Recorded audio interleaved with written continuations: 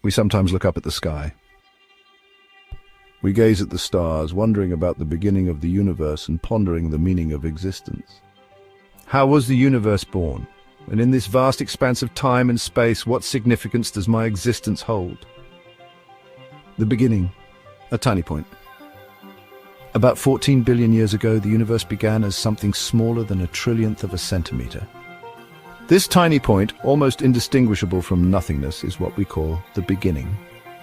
Within it lay everything that exists today, all of space, time, matter, and energy, unified as one.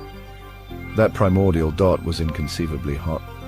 Because of its extreme temperature, it had no choice but to expand at faster than light speed. We call this expansion the Big Bang. But what exactly happened in that first fleeting moment? The Planck era, 1043 seconds after the beginning. The period from 0 seconds to 1043 seconds is known as the Planck era, an unimaginably brief moment that marks the universe's true beginning. It is the smallest unit of time that holds physical meaning. Did the same laws of physics we know today apply back then? Einstein's general relativity explains the macroscopic world gravity and large-scale structures.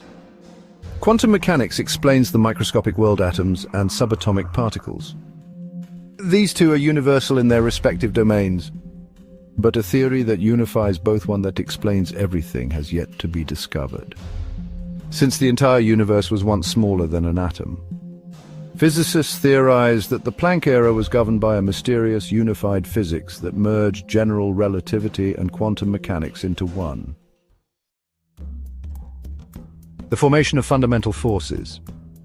By 1035 seconds, as the expanding universe cooled, the four fundamental forces we know today began to take shape. Gravity, electromagnetic force, strong nuclear force, weak nuclear force. The universe boiled like molten lava, its intense heat triggering a cycle of matter and antimatter creation and annihilation. High-energy photons briefly transformed into pairs of matter and antimatter, which would then collide and annihilate back into energy, repeating the process over and over. It was a continuous battle of positive and negative, balancing to zero. Had the universe expanded in a state of perfect annihilation, matter as we know it wouldn't exist today, only endless photons. It would be a universe of let there be light, but only light. Luckily, there was a tiny asymmetry in this annihilation process. For every billion antimatter particles, one extra matter particle remained. That tiny imbalance, a difference of 1 in a billion, gave rise to the matter-dominated universe we live in today. Everything we see, the stars, planets, and even us, exists because of that 1 in a billion imbalance. The cosmic dark ages and birth of light. The universe was now cooling rapidly. Although still at an incredible 1.8 trillion degrees Fahrenheit temperature, it was much milder compared to the scorching heat of its birth. As the universe continued expanding and cooling, the surviving matter particles began to clump together to form new particles called hadrons. These hadrons later became the building blocks of galaxies, stars, planets, and even trees, the raw materials of the physical universe. By the time the universe was 1 second old, it had already expanded to the size of several light years across.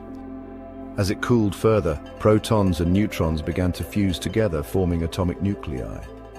These newborn atomic nuclei were 90% hydrogen, 10% helium, trace amounts of deuterium, tritium, and lithium.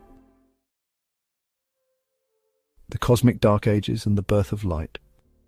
3.8 million years later, the universe had cooled to 5,400 degrees Fahrenheit, about half the temperature of the Sun's surface today. At this point, free electrons finally combined with atomic nuclei, forming neutral atoms. From that moment on, the structure and distribution of matter in the universe were permanently imprinted, shaping the cosmos as we know it. The formation of fundamental particles and atoms was now complete. For the next billion years, gravity pulled matter together, forming galaxies. During this process, around 100 billion galaxies took shape, each containing an average of 100 billion stars. For another 9 billion years, the universe continued evolving until one day, in a quiet corner of the cosmos, a star was born, a star that would one day give us the ability to see the universe. That star was the Sun. And surrounding the newborn Sun was a cloud of gas and dust, which gradually coalesced to form protoplanets. One of these young planets took shape at just the right distance from the Sun, the perfect place for life to emerge. From the dust of the universe, this planet eventually gave rise to mammals, and from those mammals, a species evolved. A species that, among countless cosmic particles, is perhaps the only one capable of looking up at the night sky, questioning the origins of the universe and pondering its own existence. All of this from a tiny dot over the course of 14 billion years.